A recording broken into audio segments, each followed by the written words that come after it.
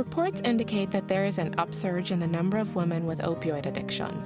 Among women with private insurance, over a quarter are using prescription painkillers, and of those on Medicaid, the number is almost up to 40%. The problem is multigenerational, with consumption habits that begin as early as the mid-teenage years and extend well into the elderly population. We know adverse effects associated with opioid use disproportionately affect women more than their male counterparts. Specifically, they are more likely to become dependent and to overdose unintentionally. You are listening to ReachMD, and I am your host, Dr. Patrice Basanta-Henry. Joining me today is Dr. Regan Theiler.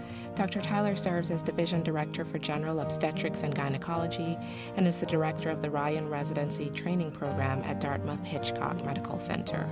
Today, we will be discussing the use of opioids in the female patient population. Dr. Theiler, welcome to ReachMD. Thank you. It's great to be here. So tell me, in what ways has the epidemic affected the pregnant patient and their infants as well? You know, I think the consequences are particularly severe for pregnant women and for infants, and we face challenges every day as people who provide care for pregnant women and just educating them about the consequences for their infants in the form of neonatal abstinence syndrome and essentially the withdrawal from narcotics when babies are born, but also the ongoing cycle of addiction and withdrawal that can occur in utero and have adverse effects on the baby. So what do we know about providing prenatal care for these opioid-dependent women?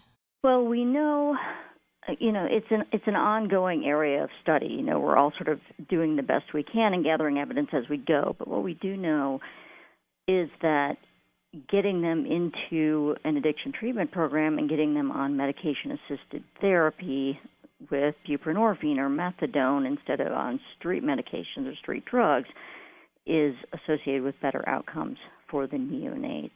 So if we can identify patients who are using these substances earlier in their pregnancy, we can get them to accept help, we can get them into a treatment program, then we know that the outcomes are better for their babies and that they have a better chance of turning their lives around and keeping their babies. But a particular challenge that we have is making the identification of their use non-punitive. And a lot of legislatures have said, well, let's identify women who are using and then punish them for abusing their babies or abusing their fetuses. And there are good intentions in all of these efforts to identify women who are using narcotics in pregnancy and to try to protect infants. But the problem is that when we screen women inappropriately with biochemical testing that has large false positive rates, and when we identify them in ways that we aren't asking them permission, we aren't engaging them appropriately, then we can wind up alienating them so that they don't seek out care appropriately, and word gets out in the community that, hey, if you go to the hospital, they're going to test your urine and take your baby. So then they don't come in for care, and then we start having worse outcomes. So it's a very delicate balance to take care of these patients appropriately so that we get the best outcomes. How easy is it for us to find appropriate care for these patients when they're pregnant? It's really challenging. So some of the addiction treatment programs have been known to say, oh, once you get pregnant, we don't want to treat you anymore. That's too risky for us. And so what's happened in the Northeast, I can speak to, is that many obstetric providers have sort of been forced to become ad hoc addiction treatment providers, just out of necessity, because we have the patients and we don't have anyone to treat them. It's getting better, I think, as people become more aware and we study the safety of buprenorphine and methadone in pregnancy, and we get some data about improved perinatal outcomes when we get these patients into treatment. But the tools have been few and far between for the past several years as this epidemic has been ongoing.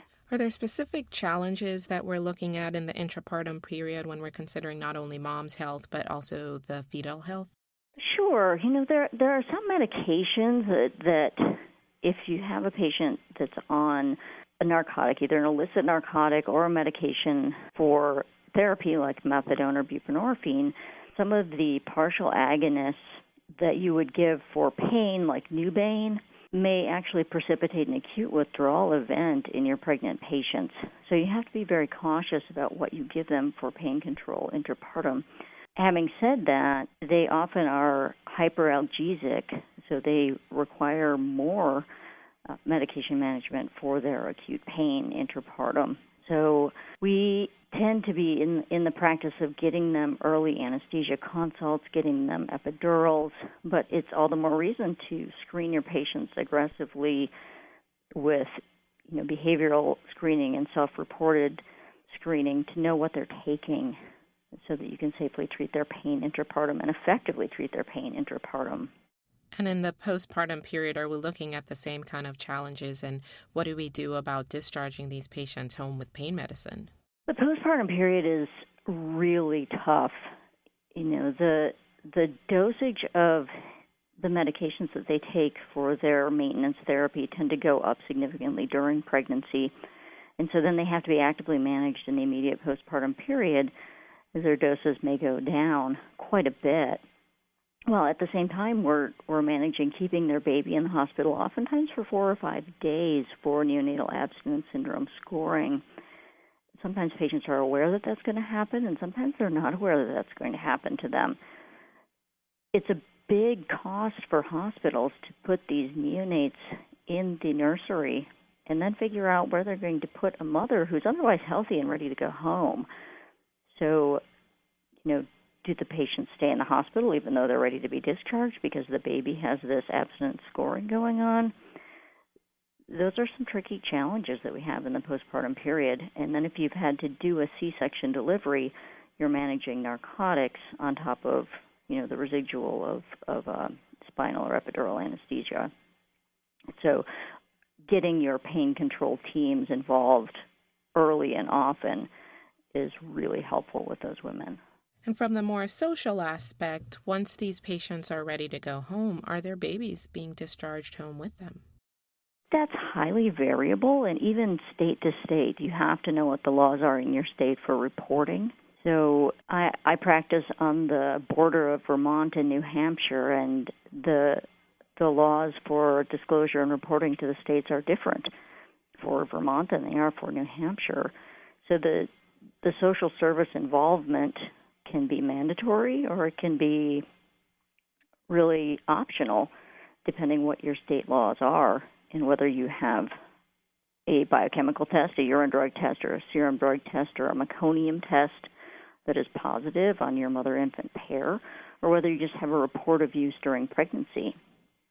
What I do tell my patients is that it always looks better for them in the eyes of social services and in the eyes of the courts if they're in a stable treatment program.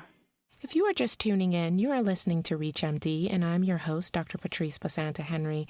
Joining me today is Dr. Regan Theiler. Dr. Theiler serves as Division Director for General Obstetrics and Gynecology and is also the Director of the Ryan Residency Training Program at Dartmouth-Hitchcock Medical Center. Today, we are discussing the use of opioids in the female patient population. So we talked about the pregnant patient, and that's specifically a patient population that gets a lot of attention. Pregnant patients are important. But what about the opioid-addicted GYN patient? How are they different, and how do we manage them? I think we have some of the same issues around procedural pain, especially in a family planning setting. So these patients are ideal candidates often for LARC contraceptive methods, but maybe the patients who are not particularly tolerant of office procedures because of the hyperalgesia that comes along with the narcotic dependence. So that can be particularly challenging. They also can have problems with intravenous access and laboratory values. So if they're having heavy menstrual bleeding and they're particularly dehydrated and have a history of IV drug abuse, you may have real problems getting laboratory testing on them. And you have to be aware of the high prevalence of hepatitis C and the recommendation to test them even at a younger age than you otherwise would screen patients. A lot of times these GYN procedures are not going to be emergency procedures. They're going to be elective. Do you ever consider delaying procedures so that we can get patients into addiction care?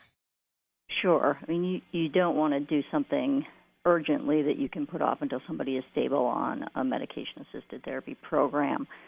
The thing that concerns me the most would be contraception, because unintended pregnancy is really common in this population, and compliance with any sort of non-LARC birth control method is low. On the other hand, we have to worry about reproductive coercion, so you don't want to be forcing them to undergo a procedure they don't want to do in the office. So you can offer them, pain control in advance. You can offer them local pain control like paracervical blocks, or you can offer to do things under sedation or anesthesia. Again, consult with your anesthesia colleagues pretty aggressively in patients who are using opioids. Much of the focus around opioids kind of focuses on abuse, addiction, and accidental death. But are there any complications that are associated with kind of the short and long-term use of opioids that we should consider? I think the things that we see most frequently and that people across the country are probably familiar with would be the opioid-associated constipation that is really profound and can get worse in pregnancy, but is also a big problem in gynecology patients and can be very difficult to treat. So our gastroenterology colleagues can be helpful in that situation, especially if someone gets stable on a medication-assisted therapy program. And the other things to think about would be the high prevalence of hepatitis C and HIV in these populations, especially depending on your particular demographic and where you are in the country. So we are nearing the end of our time together. Do you have any final thoughts that you want to share with us? I'm optimistic with the Comprehensive Addiction Reform Act that was just passed last week before Congress went on vacation, that the President will sign, that we have an acknowledgement at the federal level of the scale of the epidemic that we as healthcare providers have been facing for the last few years, and an acknowledgement in the form of funding for research and treatment. So, maybe we will be turning things around soon here. I'm hoping that we've seen the peak of our epidemic curve. So that's my optimism. And I guess one other thing that I forgot to mention in the unintended consequences or the other medical consequences would be with patients on methadone, you do have to watch their QT interval because they can have a long QT syndrome, and if you give them things like Zofran or the other antiemetics, you can really precipitate some severe cardiac arrhythmias, and that's something that probably as OB-GYNs we're not all that familiar with and can take us by surprise, especially on labor and delivery, and become a real emergent situation. Dr. Theiler, thank you for joining us today. It was a pleasure to have you on. Thanks so much for having me. And to download this podcast and others in this series, please visit reachmd.com. We welcome you to share, like, and comment on this podcast. I am your host, Dr. Patrice Basanta-Henry, and you've been listening to ReachMD. Be part of the knowledge. Thank you for listening.